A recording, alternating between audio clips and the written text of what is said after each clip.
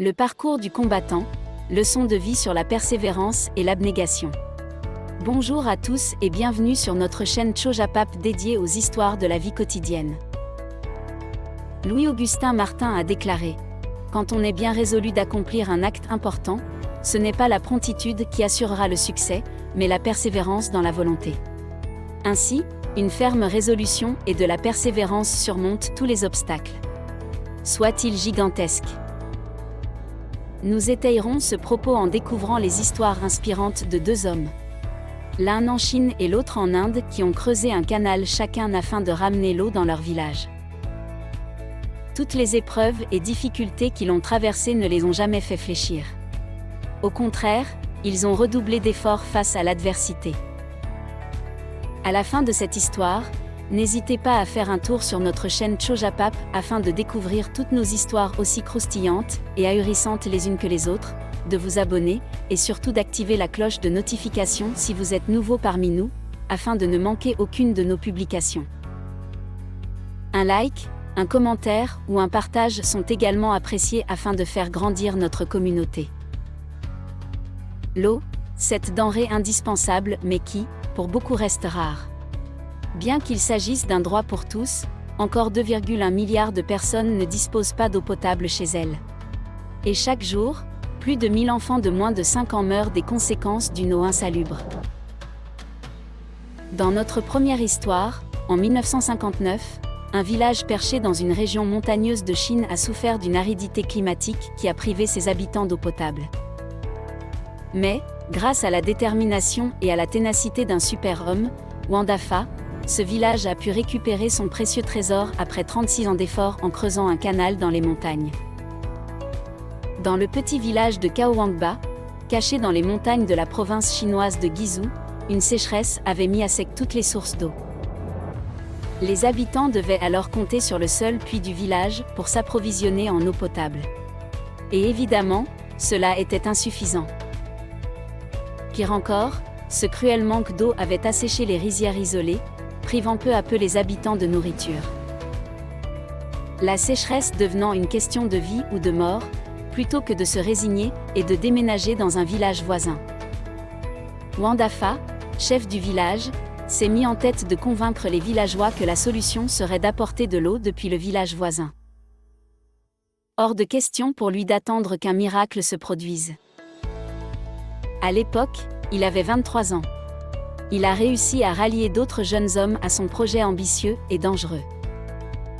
Celui de creuser un canal de 10 km, le long de falaises abruptes pour ramener l'eau au village.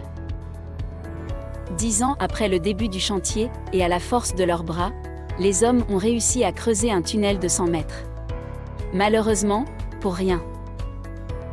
L'eau n'a pas coulé comme prévu. Wang ne s'est pas découragé.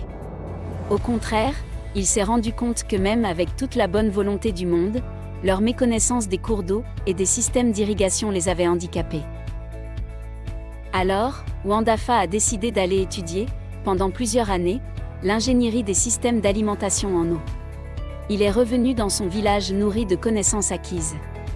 Et avec l'aide des villageois qu'il a dû convaincre à nouveau, il reprend le chantier au début des années 90. Wang Dafa a ainsi consacré 36 ans de sa vie à ce projet pharaonique.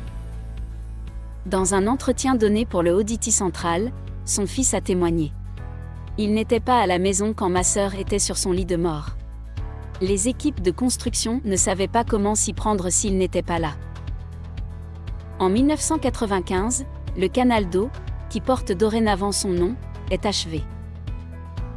Il s'étend sur 7200 mètres et traverse 3 autres villages. Wang Dafa est on ne peut plus heureux. J'étais déterminé à apporter de l'eau à Caowangba. Les gens ont eu beaucoup de nourriture depuis. Les estomacs pleins sont synonymes de tranquillité d'esprit.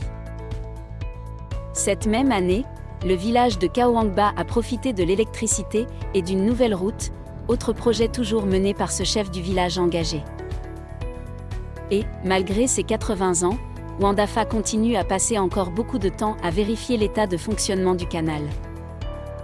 ECNS rapporte que le canal a profité à plus de 1200 personnes. la production de riz serait passée de 25 000 kg à 400 000 kg par âne. Pareillement en Inde, un autre exemple de détermination nous est donné par un homme qui a passé près de 30 ans à creuser un canal de plusieurs kilomètres pour apporter de l'eau à son village. C'est l'objet de notre deuxième histoire inspirante. Contrairement à Wang Dafa, notre vaillant chef de village en Chine qui avait les encouragements et la participation de sa communauté. Cet homme sera tout seul et il essuiera les moqueries des uns et des autres, même des membres de sa famille. Ils ne comprendront pas son projet et le prendront pour un fou, un illuminé. Tous les super-héros ne portent pas de cape. C'est le cas de Lungi Buya, un Indien originaire d'un petit village de l'est du pays. Pendant 30 longues années, il a creusé à la main un canal d'irrigation d'environ 3 km de long pour apporter de l'eau à son village en proie à la sécheresse. Grâce à sa détermination, la construction du canal est enfin achevée. Tout a commencé lorsque Lungi a remarqué que de nombreux villageois, dont ses 4 fils, avaient fait le choix de quitter la communauté pour s'installer dans des contrées où les terres étaient beaucoup plus fertiles. Face à cette situation, il a eu l'idée de creuser un canal d'irrigation jusqu'à la rivière la plus proche, située dans les collines voisines. Un exploit que Lungi a réalisé seul à la sueur de son front. Tout au long de son dur labeur, il a été victime de moqueries de la part de sa famille et des autres villageois. De son côté, Lungi n'a jamais pensé à abandonner malgré les difficultés rencontrées.